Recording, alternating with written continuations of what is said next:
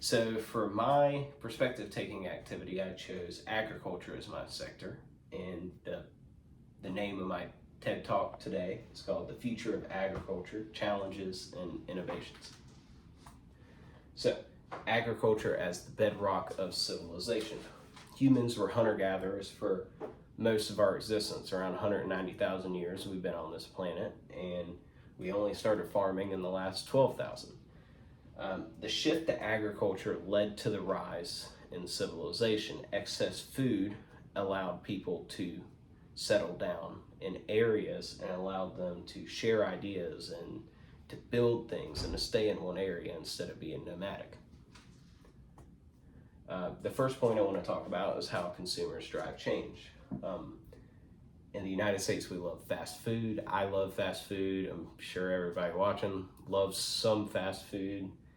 And one of the main things that you can get at any fast food place are fries. It's one of the most popular items at any fast food place.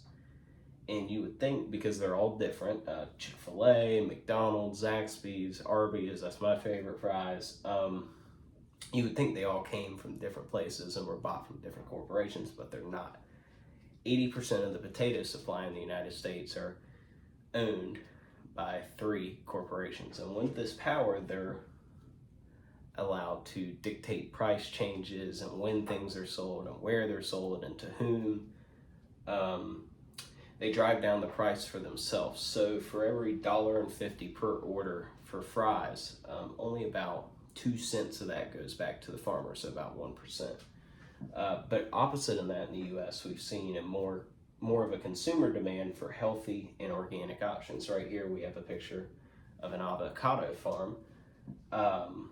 And so as of today, there are around 4.78 million acres of farmland that are dedicated to organic farming. And conventional grocery stores have started to pick up on this. They sold about 55% of the organic foods, whereas in the previous years, that was in 2023, in the previous years, they are mainly sold by natural food stores. So everybody's starting to take advantage of the organic craze.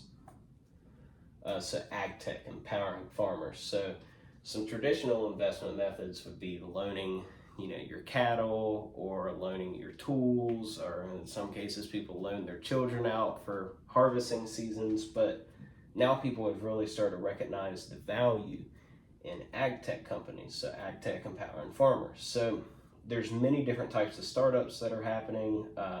There's a bunch of globally last year in 2023, and this was a down year for ag tech startups. They raised about $7.1 billion. So it's becoming a big industry. So some of the regulatory bodies regarding the agriculture sector, there's a bunch. You got federal, state, and local laws, ordinances, regulations. Some of the regulatory bodies are the APHIS, NIFA, and the Bureau of Land Management. So, new ideas for a sustainable future. So these are some ag tech companies that I thought were interesting. They do not represent all of them. There's so many different types that you can do. These are just a few that I thought were interesting.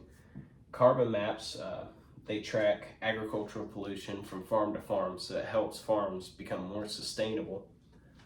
Oshie is a vertical farming company. They became very popular for growing nice, juicy strawberries year-round in a vertical farming system. And this is really good for the future because it allows people who live in big cities or more condensed areas to grow food that's right around on the next corner for them. It allows people to have more of a process on the food decisions they make and can lead to less food deserts in the future.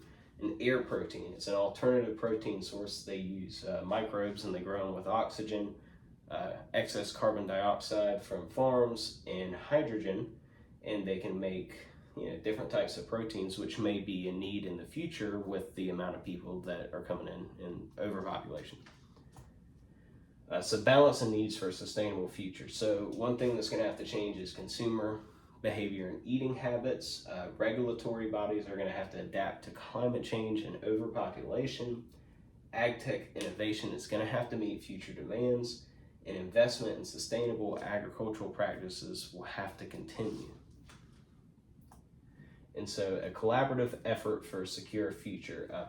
Agriculture is very important for not only our survival, it's for our living. We can live as nomadic people.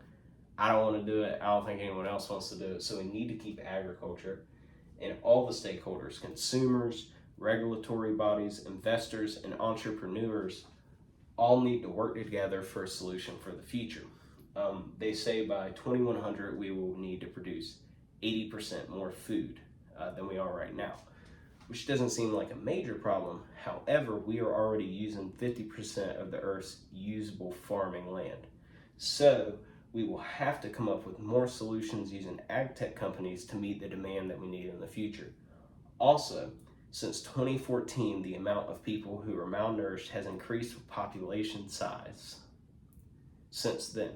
So the problems with food security and malnutrition will only rise. But if we continue to invest in a better future, hopefully we won't have to worry about that anymore. Thank you.